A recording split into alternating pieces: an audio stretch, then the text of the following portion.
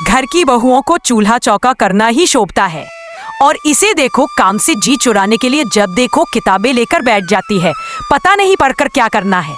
घर चलाने के लिए पढ़ने की क्या जरूरत। यह है शारदा देवी, उम्र लगभग 55 के पार, चेहरे पर कठोरता और आंखों में गुस्सा। और यह है बहू सुमन, जवान, पढ़ी लिखी और कुछ कर दिखाने की चाह रखने वाली। उसका सपना है सरकारी अफसर बनना। शारदा देवी का बेटा था धर्मवीर, 30 साल का एक साधारण किसान था, सीधा सच्चा, मां का आज्ञाकारी और पत्नी के लिए नरम दिल। शारदा देवी यानी सुमन की सास आंखें खोलते ही अपना हुक्म जारी कर देती। बहू, गोबर के उपले भी बना लेना, कल खत्म हो गए। और हाँ, पिछली बार की तरह धूप में अधपक्के ना छोड़ देना, नहीं तो जलेंगे नहीं। और दोपहर से पहले आंगन साफ हो जाना चाहिए। गांव की औरतें आने वाली है, घर चमकना चाहिए। सुमन चुपचाप सिर हिलाकर काम में लग जाती। उसके मन में किताबों के पन्ने फड़फड़ाते, लेकिन हाथ में झाड़ू और बाल्टी होती। जैसे ही कुछ पल खुद के लिए निकालती और किताब खोलती। बहू, ये कौन सा नया काम शुरू कर लिया? घर का काम खत्म हो गया क्या जो ये किताबें ले बैठी? सुमन डरते डरते बोलती है, अम्मा बस आधा घंटा पढ़ लूं, फिर सब कर लूंगी। उस पर शारदा देवी गुस्से से बोलती है, हमारे जमाने में बहुएं घर संभालती थी, पढ़ाई लिखाई नहीं। तुझे पढ़ना ही था तो शादी क्यों की? सुमन चुपचाप अपने किताबों को समेट लेती और काम में लग जाती। शारदा देवी रोज कोई ना कोई नया काम देती ताकि सुमन को पढ़ने का समय ही ना मिले। आज खेत से गोभी भी काट कर लानी है और देखना कीड़े ना लगे हों। हाँ, फिर पास के कुएं से पानी भी भर लाना। सुमन ने थकी आंखों से आसमान की ओर देखा, मानो भगवान से पूछ रही हो, हे मेरे मालिक, सपना देखना हम जैसी लड़कियों के लिए गुनाह है क्या? कभी कभी सुमन का मनोबल टूट जाता। वह हार कर रोने लगती, पर अगले ही पल खुद को संभाल लेती और खुद से कहती, चाहे जितनी भी मुश्किलें आए, मैं नहीं हारूंगी। अगली सुबह शारदा देवी उठ चुकी थी, पर सुमन अपने कमरे में बैठी पढ़ रही थी। वह इतनी खोई थी कि उसे समय का ख्याल ही नहीं रहा। शारदा देवी अपने चाय का इंतजार कर रही थी, पर बहू की कोई खबर नहीं थी। सूरज निकल आया और अभी तक मुझे चाय नहीं मिली। तू कर क्या रही है? सुमन ने समय देखा तो चौंक गई। वो भागती हुई कमरे के बाहर आई। माफ कीजिए अम्मा, अभी चाय लाती हूँ। तू फिर से किताबें लेकर बैठी थी? किस जमाने की बहू है तू? किताबों से कोई घर चलता है क्या? शादी करके आई है या पढ़ाई की पाठशाला चलाने? बहू हो, बहू की तरह रह। जो औरत किताबों में मग्न रहती है वो घर नहीं संभाल सकती। मेरे सामने ये पढ़ने की नौटंकी मत कर। अगर पढ़ना ही था तो मायके में बैठी रहती। यहाँ ब्याह कर क्यों आई? घर में अभी तक चूल्हा नहीं जला है और तू यहाँ किताबें हाथ में लिए बैठी है। शर्म नहीं आती? तभी धर्मवीर उठकर आता है। क्या हुआ अम्मा, इतना गुस्सा क्यों हो रही हो? पूछ इस महारानी से, अभी तक क्या कर रही थी? दिन निकल आया है और मुझे चाय की एक प्याली भी नहीं मिली। तो क्या हो गया अम्मा, पढ़ रही होगी वो, थोड़ी देर हो सकती है ना। तुम थोड़ा शांत हो जाओ, इतना गुस्सा तुम्हारी सेहत के लिए अच्छा नहीं है। अभी चाय लाता हूँ मैं। हाँ हाँ, तू तो अपनी बीवी की तरफदारी करेगा ही ना। अब मेरा क्या काम इस घर में? इतना कहकर शारदा देवी अपने कमरे में चली गई। थोड़ी देर बाद धर्मवीर भी नाश्ता कर अपने खेत पर चला गया। सुमन घर का काम खत्म कर अपने कमरे में जा ही रही थी, तभी शारदा देवी उसे आवाज लगाती है। गायों को चारा डाला, फिर कुएं से 2 घड़ी पानी भी भर लाना, और आज सारे अनाजों को धूप में डाल देना, वरना कीड़े लग जाएंगे। समझ गई? जब तक ये सब पूरा ना हो कोई किताब हाथ में मत लेना। और हाँ, कल सुबह सूरज निकलने से पहले गोबर के उपले बना लेना। दोपहर में खेत की मेड़ पर घास भी काटनी है। सुमन अपनी सास से कुछ कहना चाहती थी, पर जुबान साथ नहीं देती थी। उसका दिल बस यही सोचता था, क्या मेरे सपने सचमुच इतने छोटे हैं कि घर के कामों से दब जाए? दिन भर काम करने के बाद रात को सुमन अपने कमरे में गई। उसने जैसे ही किताब खोला, उसे रोना आ गया।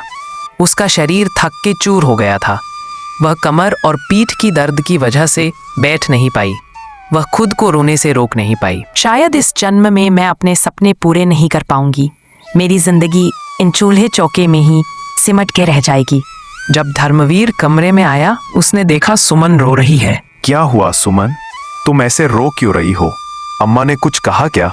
सुमन ने खुद को संभालने की कोशिश की, पर उसका दर्द अब रुकने वाला नहीं था। आंसू रुके नहीं और वह फफक कर रो पड़ी। मैं अपने सपने पूरे करना चाहती हूँ, मुझे पढ़ना है। हाँ सुमन, मुझे पता है। क्या तुम्हें किताबों की जरूरत है? मैं ला दूंगा, पर रो क्यों रही हो? मैं बहुत थक जाती हूँ, दिन भर काम की वजह से मुझे वक्त ही नहीं मिलता। अम्मा रोज नया काम दे देती हैं ताकि मैं पढ़ ही ना सकूं। शरीर से तो थक गई हूँ और अब मन से भी टूट गई हूँ। क्या तुम दिन भर काम ही करती हो? क्या मेरे खेत पर जाने के बाद तुम्हें बिल्कुल समय नहीं मिलता? नहीं मिलता। शायद मेरा सपना सपना ही रह जाएगा।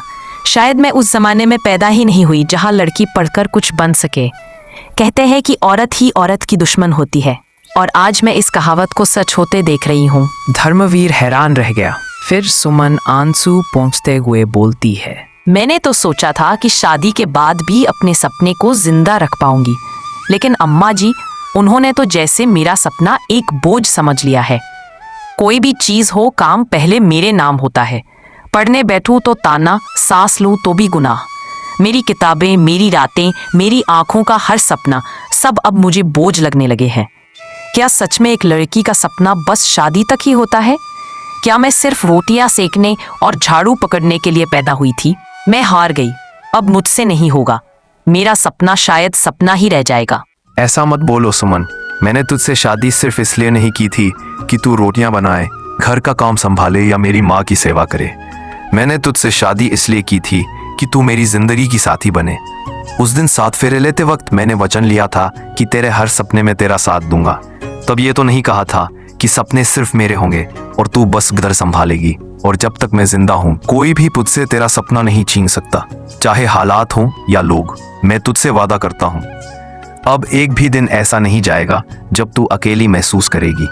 अगर तुझे पढ़ाई करनी है तो मैं घर का हर काम करूंगा, अम्मा को भी समझाऊंगा। लेकिन क्या अम्मा मानेंगी? अगर वो मेरी माँ है तो एक दिन जरूर मानेंगी, और अगर उन्हें मेरी खुशी चाहिए तो उन्हें तेरा सपना भी अपनाना होगा, क्योंकि अब ये सिर्फ तेरा नहीं, हमारा सपना है। उस रात सुमन की उम्मीद फिर से जागी। धर्मवीर का साथ पाकर जैसे उसे नई ताकत मिल गई। उसने फिर से अपनी किताब उठाई।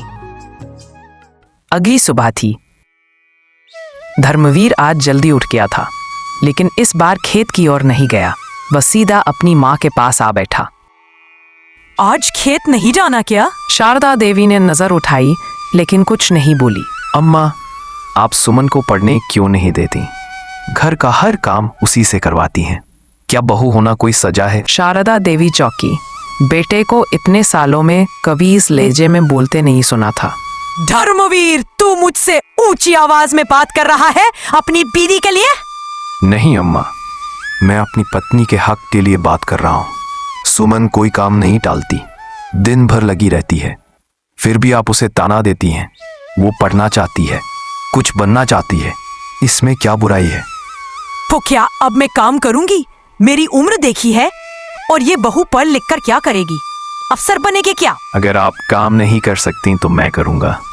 सुमन पढ़ेगी, मैं खेत भी देख लूंगा, घर का काम भी कर लूंगा, लेकिन मैं उसे उसके सपनों से दूर नहीं होने दूंगा। शारदा देवी चुप रही। उन्हें यकीन नहीं हुआ कि उनका सीधा साधा बेटा आज उनके सामने खड़ा हो गया। अम्मा, सुमन कल रात बहुत रोई, टूट गई थी। उसने मुझसे कहा कि शायद औरत ही औरत की दुश्मन होती है। क्या ऐसा बोली बहू? क्यों ना बोले अम्मा, आपने कभी उसकी आंखों में झांका है? वो कितना थकती है, फिर भी एक आवाज पर दौड़ती है। क्या हर लड़की का सपना बस घर के चूल्हे में जल जाना होता है? क्या जो बहू बन जाए उसके पास अपने ख्वाब नहीं रह जाते? शारदा देवी की आंखें थोड़ी नरम पड़ी। अम्मा, जब बाबूजी नहीं रहे थे तब हम दोनों ने मिलकर कितना कुछ संभाला था ना। आप सुबह उठती, चूल्हा जलाती, मैं खेत जाता, फिर लौटकर घर का काम भी करता। शारदा देवी की आंखों में वो पुरानी यादें उतर आईं। हाँ बेटा, बहुत कुछ झेला हमने। तू तो बचपन से ही समझदार रहा। अम्मा, जैसे हमने मिलकर घर चलाया था, वैसे ही अब मैं चाहता हूँ कि हम दोनों मिलकर सुमन को उसके सपने पूरे करने दें। क्या सपना है उसका? पढ़ लिख कर। क्या करेगी बहू? अम्मा, उसने अफसर बनने का सपना देखा है। किताबों से लगाव है उसे। औरत हो या मर्द, सपना किसी का छोटा नहीं होता। शादी कोई सजा नहीं होती कि वो अपने सपनों को मार दे। शारदा देवी कुछ नहीं बोली, सिर्फ सुनती रही। अम्मा, आप कहती हैं बहू को घर चलाना चाहिए, मैं मानता हूँ, लेकिन हम भी तो कुछ कर सकते हैं। क्या सुमन को एक मौका देने से हमारा घर टूट जाएगा? नहीं अम्मा, यह घर और मजबूत होगा अगर हम उसके साथ खड़े होंगे। शारदा देवी की आंखें भर आईं। अम्मा, अगर आप चाहें तो सुमन कल भी बर्तन मांजेगी और खेतों में मिट्टी उठाएगी, लेकिन अगर आप उसकी आंखों की चमक देखना चाहें तो उसे पढ़ने दीजिए। एक दिन वह अफसर बनेगी और लोग कहेंगे शारदा देवी की बहू ने नाम रोशन किया। क्या आप वह दिन नहीं देखना चाहेंगी? ठीक है बेटा, तू कहता है तो मैं कोशिश करूंगी। बहू को उसके सपने पूरे करने दूंगी, पर तू वादा कर, तू मुझसे कभी गुस्सा नहीं होगा। तू मेरे साथ खड़ा रहेगा। अम्मा, जब तक सांस है मैं हमेशा आपका सहारा रहूंगा। और सुमन भी जब अफसर बनेगी ना, तो सबसे पहले आपके पैर छूकर धन्यवाद कहेगी। शारदा देवी की आंखों में अब कठोरता नहीं, स्नेह था, समझ थी। धीरे धीरे 6 महीने बीत गए। धर्मवीर ने अपना वादा निभाया। घर के काम, खेत की देखभाल के बीच वह सुमन के साथ हर कदम पर खड़ा रहा। शारदा देवी अब सुमन के साथ काम में हाथ बटाने लगी थी। धर्मवीर ने अपनी खेती की आमदनी से सुमन के लिए कोचिंग की किताबें, पुराने पेपर और एक रेडियो भी ला कर दिया, ताकि वह सरकारी परीक्षाओं की खबरें सुन सके। आखिर 2 महीने बाद परीक्षा का दिन भी आ ही गया। धर्मवीर और सुमन अपनी अम्मा का आशीर्वाद लेकर शहर के लिए निकले।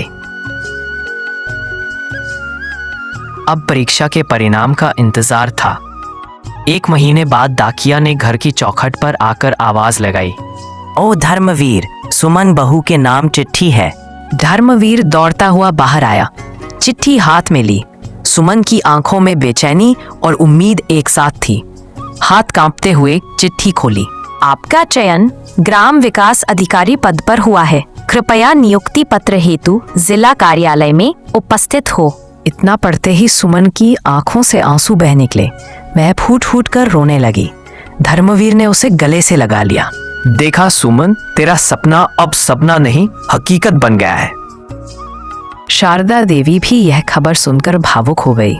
उन्होंने सुमन के सिर पर हाथ रखा और पहली बार बड़े त्याग से कहा, बहू, तूने हमारे नाम को रोशन कर दिया। माफ कर दे मुझे। मैंने तुझ पर बहुत अत्याचार किया, लेकिन तूने हार नहीं मानी। अब मैं सबको कहूंगी, मेरी बहू अफसर है। गांव के लोग मिठाई खाने आए। सरपंच ने आकर कहा, बधाई हो शारदा बहन, आज धर्मपुर में पहली बार कोई बहू सरकारी अफसर बनी है। आज जो बहुएं पढ़ना चाहे, मैं सबसे पहले उनका साथ दूंगी। मेरी बहू ने मुझे सिखाया कि सपना कोई उम्र, जात या रिश्ता देखकर नहीं आता।